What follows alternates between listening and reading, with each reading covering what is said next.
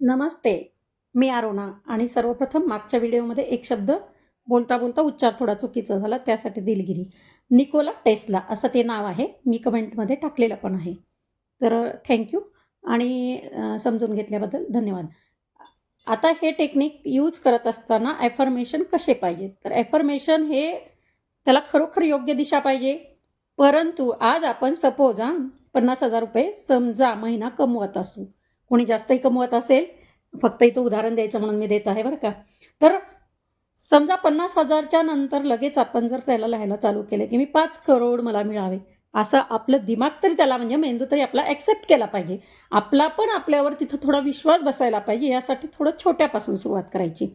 50,000च्या ऐवजी मग आपण तिथं आपण असं काय म्हणू शकतो, 1,00,000 दुप्पट, तिप्पट फार तर करू शकतो. 4 पट करा. ज्यांचा स्वतःवर खरोखर खूप विश्वास आहे त्यांनी करू शकता. पण नुसतंच जर 5 करोड मला मिळाले पाहिजेत म्हणल्यानं आपला पण आपल्या त्या अफर्मेशनवर ट्रस्ट बसला पाहिजे, असं अफर्मेशन तयार करायचे. तर मी तर बाबा दुप्पट असंच लिहिणार. मी समजा 10,000 अर्न करत असेल तर मी 20,000, 30,000 फार तर लिहिणार. तर ते लिहित असताना माझ्याकडे 20 आता आपल्याकडे लोन आहे समजा 10,000चं. तर ते 10,000 लोन फिटलं पाहिजे असं अफर्मेशन जमणार नाही.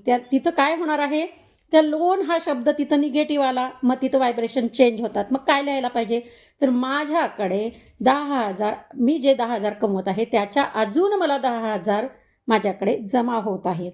म्हणजे आपण दुप्पटची मागणी केली आणि तो युनिव्हर्स कोणते ना कोणते मार्ग आपल्याकडे असे अवेलेबल करून देतो, जे काही आपण आता कृती करत आहोत त्याच्यामध्ये अशी बरकत बढोतरीचे मार्ग निर्माण करून देतो, की आपण त्या टेक्निकमुळे ते अचीव्ह करतो आणि मग आपल्याला हळू-हळू ट्रस्ट निर्माण व्हायला चालू होतो. आणि "दे रे हरी पलंगावरी" तर अफर्मेशन कामच करत नाहीत, नाही का? तर त्यासाठी छोट्या-छोट्या अचिव्हमेंटपासून सुरुवात करा लिहायला आणि खरोखर मग ट्रस्ट आपला एवढा वाढतो आणि आपण अ, ते लिहिण्याच्या बाबतीत आपला ट्रस्ट आणि ते अचीव्ह केल्यानंतर जो वाढतो, त्याच्यामध्ये खरोखर डिफरन्स जाणवायला लागतो. आणि ज्यांनी 99 दिवस हे लिहायला चालू ठेवतील, त्यांना तर खरंच पॉवरफुल रिझल्ट येणार. थँक